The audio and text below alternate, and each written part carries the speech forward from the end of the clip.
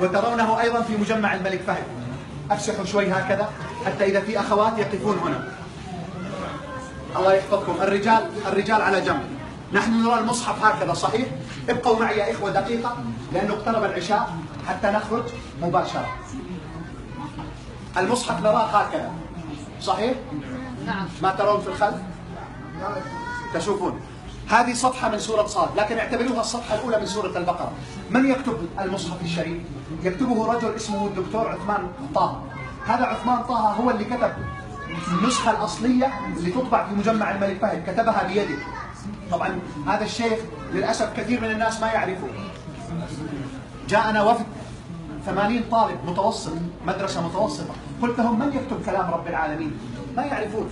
أنا أحببت أداعبهم، قلت لهم رقم 10 في برشلونة كان كلهم عرفوه، اسمه ميسي ولا ما أدري شو اسمه.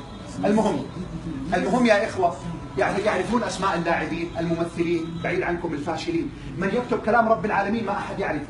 هذا كتب المصحف من أوله لآخره 17 مرة بيده، وما زال حي موجود في المدينة، عمره 80 سنة، أصله من سوريا ويعيش في المدينة ويكتب في مجمع الملك فهد. نسأل الله أن يمتع بصحته وينفع به ويحسن لنا وله الخاتمة.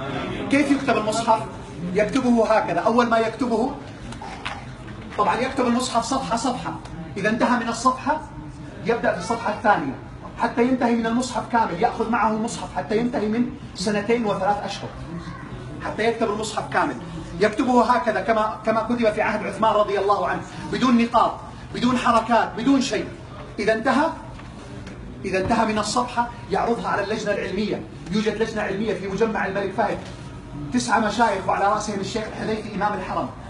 إذا اعتمدوها ما فيها أخطاء ترجع للخطاط فيضع جميع الحروف اللي تحتاج إلى نقاط يجعلها نقاط. انتهى يعرضها على اللجنة مرة ثانية، وهذا كله من باب الضبط والإتقان.